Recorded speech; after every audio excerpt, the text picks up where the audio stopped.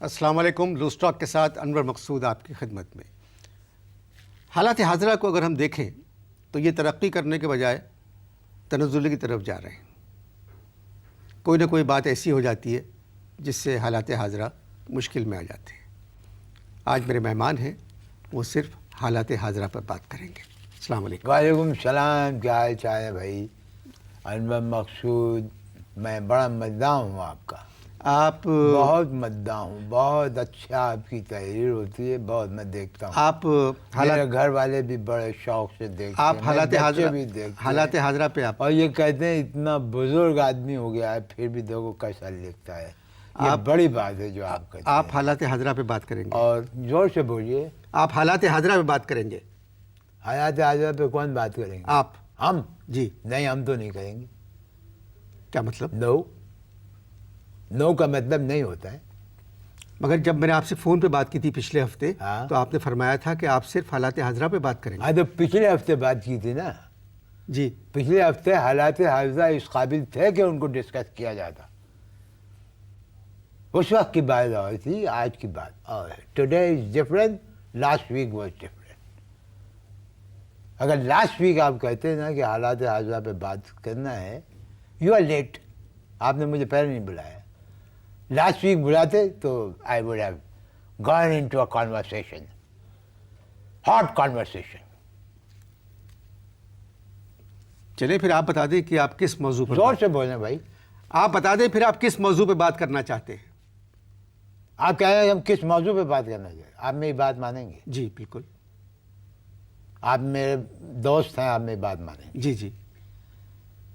اچھے لگتے ہیں آپ میری بات مانیں گے؟ جی آپ میرے سوال کا جواب، وقت کم ہے میرے پاس. کیا سوال ہے؟ 20 منٹ کا پروگرام ہے میرا. اچھا ٹھیک ہے. کیا آپ بتائیے کس موضوع پہ بات کریں.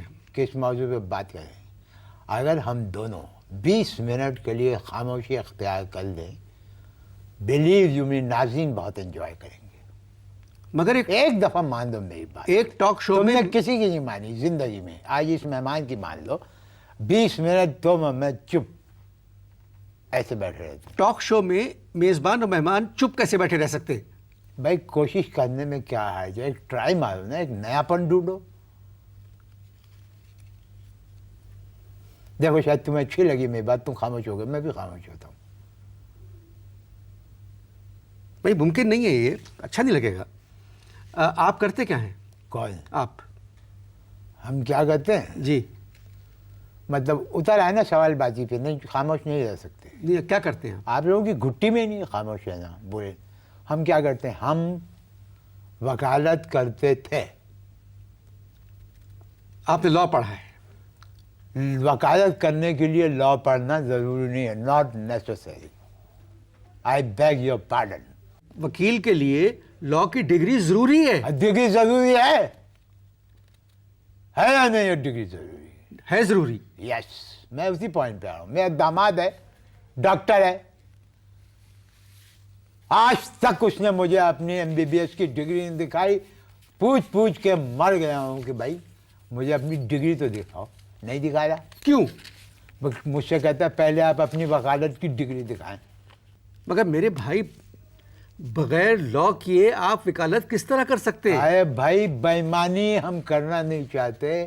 ہم ایک ایماندار خاندان کے چشمے چراغ ہیں. اگر بےایمانی پہ اتر آتے تو ہم لاء کی ڈگری خرید بھی سکتے تھے، لیکن ہم نے ایسا نہیں کیا. یہ بے ایمانی نہیں ہے کہ آپ بغیر لاء کی ڈگری کے پھر بھی وکیل ہیں آپ؟ بھائی بات سنیے، وکالت کرنے کے لیے ضروری نہیں ہے کہ ڈگری ہو. Now you are irritating me. وکالت کرنے کے لیے جو ضروری چیز ہوتی ہے کالا کوٹ اور سفید پتلون ہے. میرے پاس 12 کالا کوٹ ہے اور 8 سفید پتلون ہے. کسی بھی سینئر لائر سے زیادہ ہے. Now you talk. معاف کیجیے گا میرا لہجہ اونچا ہو گیا تھا، لیکن میں نے جیسا کہ آپ کو فرمایا کہ وکالت کے لیے ڈگری ضروری نہیں ہے. کالے کوٹ اور سفید پتلون میرے پاس بس یار ہے. وکیل بننے کا خیال کیسے آیا؟ خیال نہیں آیا. یہ سب پوچھ باتیں کرتے ہیں، ٹیلی ویژن کے اوپر بیٹھ کے باتیں کرتے ہیں، مذاکرے کے پروگرام میں بیٹھ کے جھوٹ بولتے رہتے ہیں، ٹھٹھے لگتے ہیں، ہنسی مذاق ہوتا ہے، انٹرٹینمنٹ ہوتا ہے. کہ یوں ہم نے یہ سوچا، ہم نے یہ کیا. کچھ نہیں، ہم نے کچھ نہیں سوچا تھا. بس ہم جو بن گیا وکیل اچانک. کیسے اچانک بن گئے وکیل آپ؟ ہاں یہ پوچھیے. جب تک آپ پوچھیں گے نہیں آپ کو کیسے پتہ چلے گا. دیکھیے اٹ واز 19 دسمبر سن مجھے یاد نہیں ہے جی لیکن 19 دسمبر ہم گزر رہے تھے بندر روڈ سے. آئی واز کراسنگ بندر روڈ.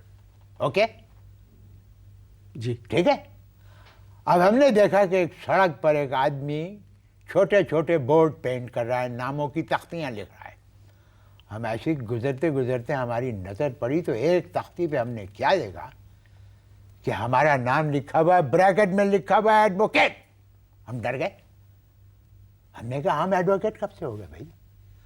ہم نے اس سے پوچھا کہ بھائی یہ تختی جو آپ نے بنائی ہے, یہ تختی یہ جو لکھی ہے یہ تختی یہ صاحب کون ہے. لو بھائی یہ سنتے ہی پہلے تو اس نے دی ایک نفسیاتی گالی, اب پھر کہنے لگا کہ یہ ایک وکیل تھے جنہوں نے اپنے نام کی تختی بنوائی تھی اور لینے نہیں آئے, خدا کو پیارے ہو گئے, ایڈوانس تک نہیں دیا تھا. اوہو ایک آئیڈیا کوندے کی طرح لپکا ہمارے دماغ میں. ہم نے کہا کہ بھئی یہ تختی ہمیں دے دو کیونکہ نام بھی ہمارا لکھا ہوا, بریکٹ میں لکھا ہوا ایڈوکیٹ. ہم نے کہا یہ یوز کر لیتے. تو کہنے لگا ٹھیک ہے آپ لے جائیے, 400 روپے دے دیجیے. ہم نے کہا ایک مرے ہوئے آدمی کی تختی آپ 400 روپے مانگ رہے, 100. بس روب میں آ گیا وہ. اس نے کہا لے جائیے. میں نے کہا لائیے. 100 روپے دیے, وہ تختی میں نے لے لی, لا کے میں نے اپنے گھر کے گیٹ پہ لگا دی.